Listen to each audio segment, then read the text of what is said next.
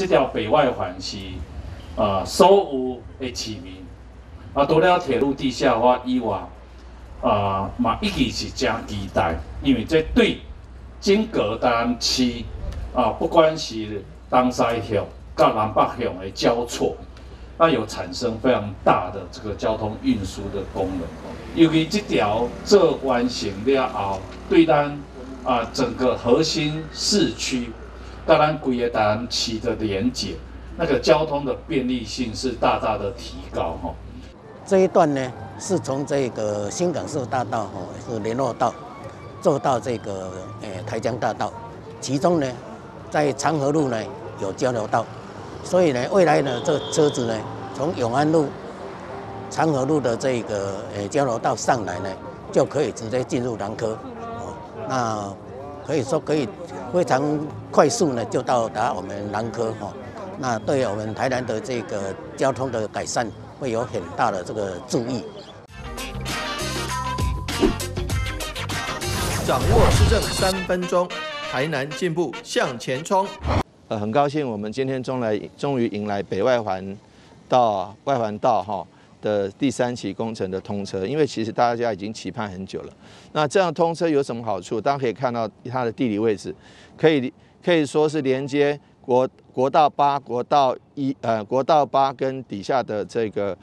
永康交流道，中间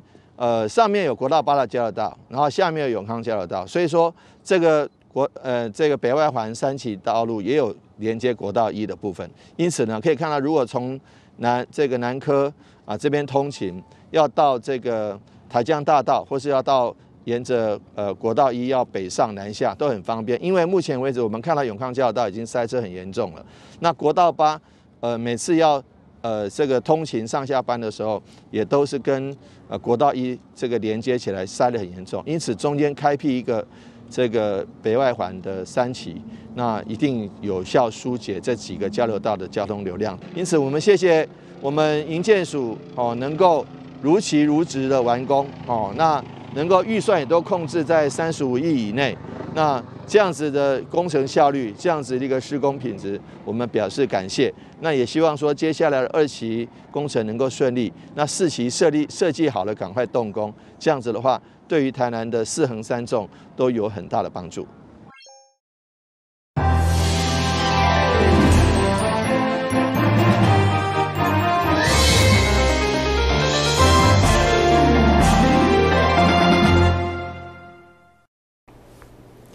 另外是关于环球化11月24號的中嘉台南電影新聞，26號特別投票，市長吳偉條佇請假掃街拜票同時，特別來到大內關心當地巷道的拓寬。伊強調，雖然選舉，不過市政無放假，甲務局辦的預算持續辦理工程的設計，要當地居民甲遊客出入方便舒適。位於大內嘉樂天後宮邊仔道路計劃是8公尺，不過現況卻無到6公尺。長期以來，互在地居民甲信眾出入真無方便，嘛有潛在救災問題。所以市長吳偉條提出民意，將開闢者成為8米道路，同時一並改善南181線甲南182線的路邊，互當地相當減配。市長那今年過年來咱嘉樂天後宮來迄個參拜伊嘛有對這來迄個甲阮提出佇伊個迄個同意之下今年嘛共款編列預算佇個年底進前嘛會來完工，所以市長今仔日要來看的工程，就是這8米道路的拓寬工程，個咱181和182的改善工程這對咱大內來講對咱迄個外口入來迄個鄉親來講，攏非常重要。春節天特別選舉，市長偉條強調，雖然伊請假，不過市政無放假。24號嘛親自到場關心，祈求天後宮保庇工程佇112年初得當順利發包動工，進一步提升大內巷道的交通品質。嘉樂是這邊天後宮這邊還有這個公所這邊。這個地方大概是大內的一個人口聚集最多、往來最頻繁的區域。那這條道路開闢之後，我相信可以让市民朋友或者不管来大内的民众或者是大内的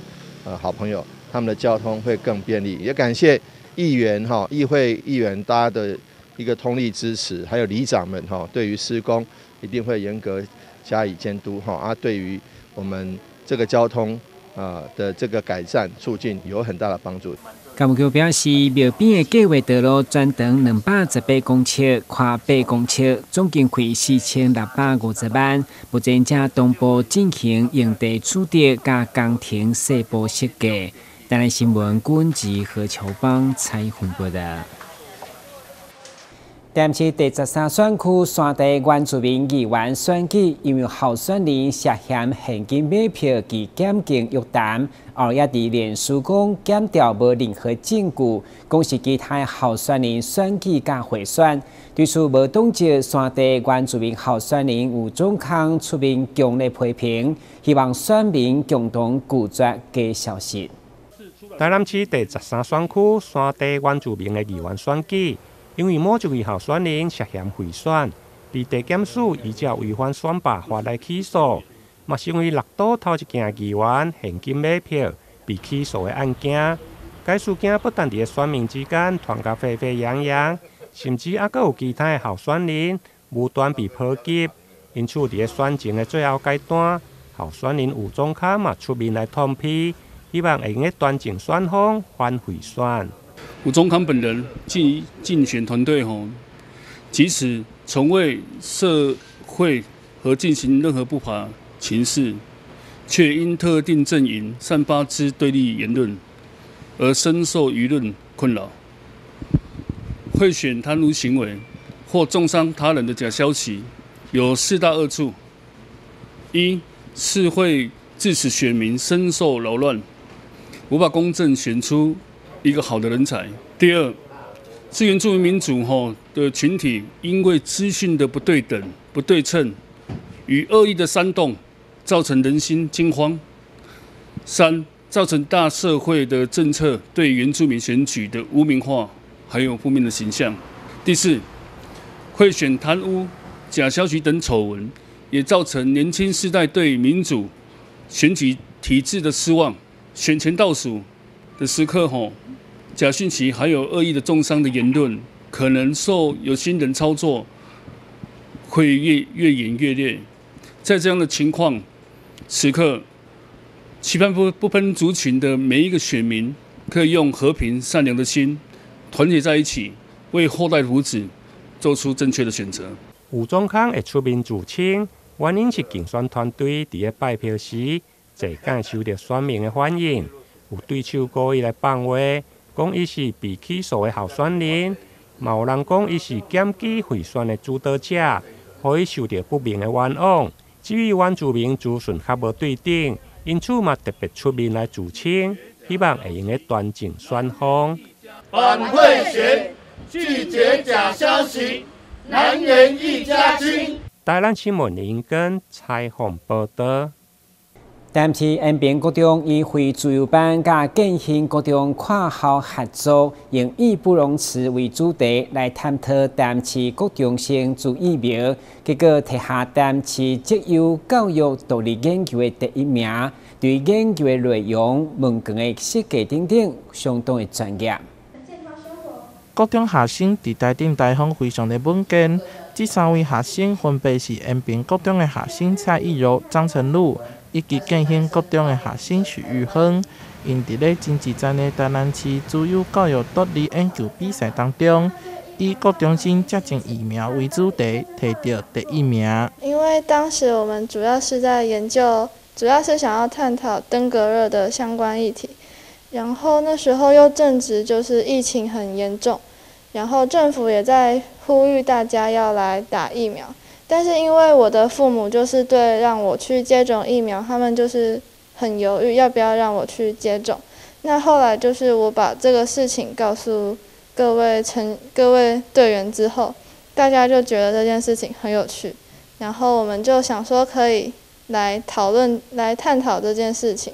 就是每个人在选择要不要接种疫苗上面是不是会有什么差异。我们认为我们遇到最大的困难是在研究的过程中，我们要发放问卷嘛。然后我们发现，在打电话过去联络学校的时候，发现一直找不到人，老师一直不在，所以我们还要透过留言或者是在等下一节下课再去联络的方式，才能找到老师。甚至我们是最后还出动了校长去来协助我们发放问卷，所以我们最后才能将问卷成功的发出去的。这个研究问卷以5C理论做设计，总共向全台南市20间学校发出438份的家长以及学生问卷，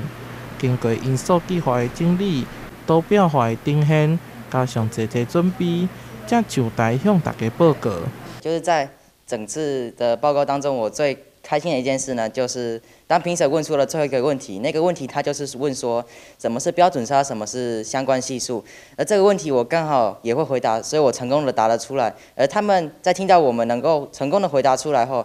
评审们的脸上都充满了肯定，这使我感到非常的高兴。孩子们跟我们原先设想要做登革热的主题不一样的时候，小失落，可是有更大的高兴，就是我们一直在往让台南这个城市更健康的路上走。那这次我们配合秀丽老师的专场，他是在辅导上非常有研究的老师，我们把心理辅导用在健康防疫上，然后我们也获得很大的肯定跟支持。那未来如果还有更多这样的机会，我们愿意一起来支持更多愿意做研究的学生。那当然还有就是说，我觉得小孩子他们也很勤奋、很努力。那在过程里面不厌其烦的接受我们的指导，就是说，他们要能沉得住气。其实做研究本身，其实沉得住气很重要，因为我们的教育其实很多时候都教他们要去记啊，要去背啊，因为要考试。可是做研究其实是未知，我可能还不知道答案是什么，那我需要去找答案，我需要不断的可能透过像问卷的设计，我想要了解什么，那我的研究问题是什么？那透过这个过程去找到最后的答案，那这个就会是乐趣。因研究的这个议题，会当讲是非常踏进即马人的生活，而且成果也是相当有参考价值。因开了要1冬的时间来研究，当中因嘛学习到新的技术，多半自我，连家长看了嘛非常的感动。我想当一个学生的家长，尤其在现代的社会底下，我们都很在意孩子们的教育跟学习。那能够有这么好的老师，这么好的校长，然后成立一个这么奇妙的神奇团队，跨校合作。我想建新跟延平是2个很不一样的学校，那甚至于他们所属的区域在台南也很不相同。那可以有这样的一个交流，我觉得对自己的孩子来讲是很大的幸福。那在这一次，我也见识到了这个好的老师，好的这个学校的经营者，如何去建制一个学习的环境，然后让孩子们有很好的成长的空间。我想这是我们当家长最大的欣慰。在这个研究过程当中，我非常谢谢杜俊兴校长以及吴秀丽老师的指导，没有他们的指导呢，不可能有这次这么好的成绩，也不会让我学到这么多东西，因此我非常感谢他们2人的指导。为了对抗新冠病毒，不止政府要努力，家长、学生还有大家也要一起站出来，共同守护健康，因为我们义不容辞。2间学校会当安尼合作，实在是非常的难得。除了伫公共卫生政策这方面有相当的意义，更重要的是，让学生会当学习到学校课程之外的内容，让因会当得到宝贵的经验。台南新闻杨顺华采访报道。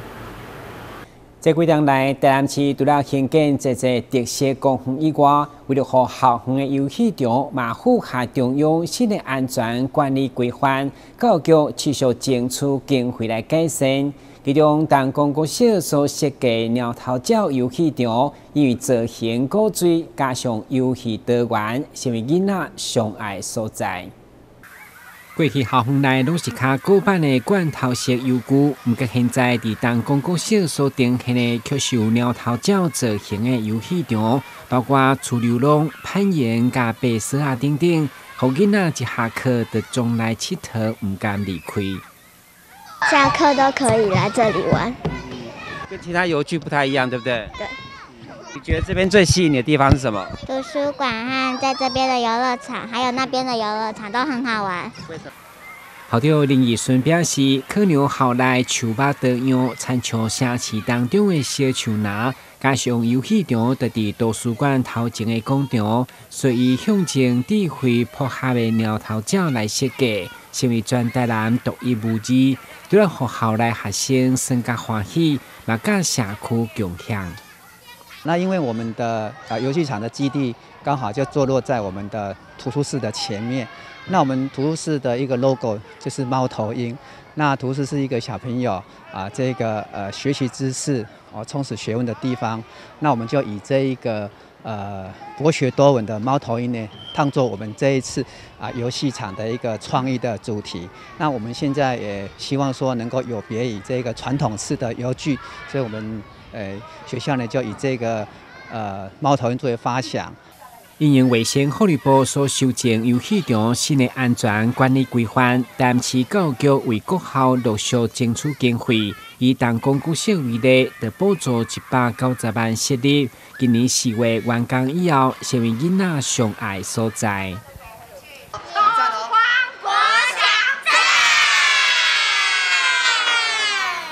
台南新闻管制何乔邦采访报道。先休息一下，马上回来新闻现场。疫情期间，为了消毒，许多人洗手洗到脱皮发痒。静心生技因此投入进口精油皂的贩售，希望透过进口精油皂机，让民众洗手抗菌，同时还能滋润保湿。而与中油多角化商品在来速咖啡贩售精油手工皂也有半年多，受到社区民众喜爱。但面对突如其来的疫情高峰，原本买咖啡送的是脸部美容保养，顾虑有人对在公共场合脱口罩进行脸部保养可能会有确诊风险，在疫情稍缓的暑假期间，改推买咖啡送亲子手工皂课程，一方面提升加油站的咖啡业绩，一方面也让静心生技的后疫情时代，透过多元创新的精油手工皂课程，结合社区客群做推广。其实，在疫情之后，其实我们这个美容的行业已经就是因为戴了口罩就没有办法做脸。那其实我们在这段时间的经营的时候呢，也非常的辛苦。那几乎想说不然就找一个方法，怎么来接我们这段时间没有办法，就是说脱口罩的一些行动的美容，还是做一些美容护肤的部分哈。那我们为什么要来转介在这个精油皂里面？因为精油皂本身就是在做清洁，我们想它变成说让推广这个，让学员他们除了说精油皂学完之后怎么使用，然后教他们做一些手作，除了这一份的这个一些手作的收入以外，然后我们也让学员就是延续让他们经营一些这样精油皂，怎么在家里自己创业做小型的一个创业，或者说他们怎么在那个团购里面去做，跟很多团的团主呢一起来合作卖这些精油皂。公司的精油皂是很天然的，洗后很滋润保湿，是值得推荐的伴手礼盒。那疫情期间呢，我就跟公司批来卖给朋友，增加一点收入。为了让公司的收入不因疫情中断，原本主攻行动美容师培训的静心生技，不得不停下许多美容师的培训业务，转从零售精油皂，再到手工皂教学。除了来速咖啡，静心也与市民学院合作，让参与的学员有机会创造事业第二春。有一天我开电视起来，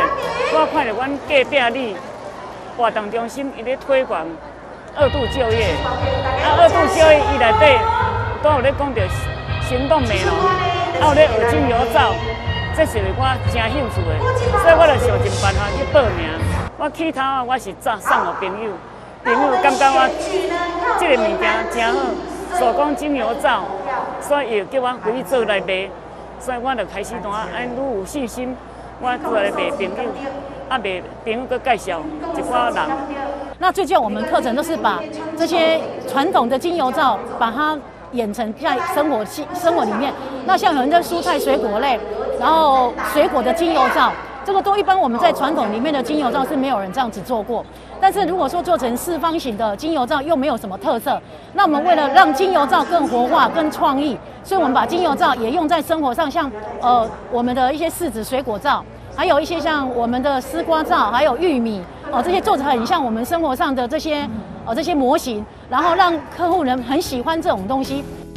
一场疫情让各行各业都受到不同程度的影响，进行生计以正向的态度迎战疫情，努力发展不同的经营策略，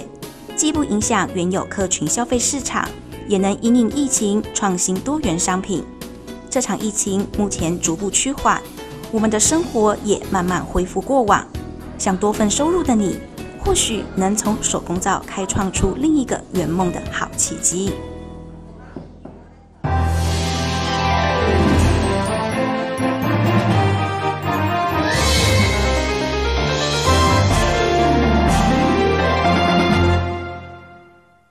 3年前，韩国女明星选美来台南演唱引起轰动，所以今年台南迎接圣诞跨年，似乎再次邀请。对此，市长黄伟哲24号用8开才能向所歌迷宣布，圣诞迷选美将来台南独家演唱。迎接圣诞跨年，但市政府日前公布3批的艺人阵容以后，24号市长黄伟哲用8彩两的方式，搁再宣布韩国大咖女明星选美将来台南独家演唱，到时以无同的造型风格，将引发一阵选美风潮。开始了吗？今天要拍什么？这是什么？彩蛋吧？还有什么彩蛋呢？黑豹2都没有彩蛋了，星野都没有彩蛋了，怎么还有彩蛋呢？居然是韩国顶流女神宣美，这个就是台南好样的跨年系列活动惊喜彩蛋，韩国顶流天后宣美在12月24号。在永华市政中心西侧广场，只有在台南哦。2023年台南好样圣诞跨年演唱会，似乎陆续公布炎亚纶、魏如萱等知名的亚冠星以后，已经在网络引起热烈的讨论。当话题持续的同时，黄市长搁再宣布才能邀请前 Wonder Girl 成员选美来台南演唱，嘛将全面提升公共安全的等级。台南新闻综合采访报道。112年地价税缴纳对今年11月1號到11月30號為止，市府財稅局提醒民眾一定要把最後繳納的期限，如果超過每3天將加徵1%的抵納金，上懸是會到15%。112年地價稅已經開徵，繳納的期限是到今年的11月30。如果有辦理金融機構轉銷，一定要注意銷戶的現金是不是有夠來扣繳。若無辦理自動扣繳的民眾，嘛會用利用超商、網絡或者是電話信用卡等方式來繳納。如果是現場繳納的話，可以到就是金融機構，然後就是郵局不可以繳納，然後或者是到便利超商，便利超商的話就4大超商，那可是它金額有3萬塊的限制，或者是說你們自己到那個 ATM 的話，自己去操作繳納。而以上這個方式，這3種方式的話，就是都是要現場去繳納。那因為現在的話，就是說疫情的部分，我們其實可以在家裡的話，就可以輕鬆來繳稅。那我們可以透過電話呢，或者是網絡啊，就是用信用卡、金融卡，或是活期存款賬戶的話，來做一個繳納的動作。或者是我們呢，就是可以透過就是用你的自然人憑證，或是已註冊的那個健保卡，或者是說你的行動自然人憑證，然後你就是透過那個網絡的那個繳稅服務網站來做一個繳稅，或是地方稅那個網絡申報作業網站的話，做一個線上查繳稅，或者是說你透過了行動支付 APP 或是電子支付 APP， 就是這些服務業者他們的 APP 來做一個網站的一個繳稅或者是說你就直接掃描你的稅單上的 QR code 就是直接就是連接到一個網絡的那個繳稅服務網站的話，直接來繳稅。以上的話都是不用出門，就是可以很輕鬆的繳稅了。市府財政稅務局的科長呼籲民眾一定要在繳納期限來繳納，如果超过期限，每3天将加征1%的抵押金，相关到10%。如果民众无收到税单，或者是税单遗失，嘛会用到财税局所属的各分局，或者是事务所来申请补发。台南新闻林根采访报道。感谢收看11月24日的中嘉台南电视新闻，咱再会。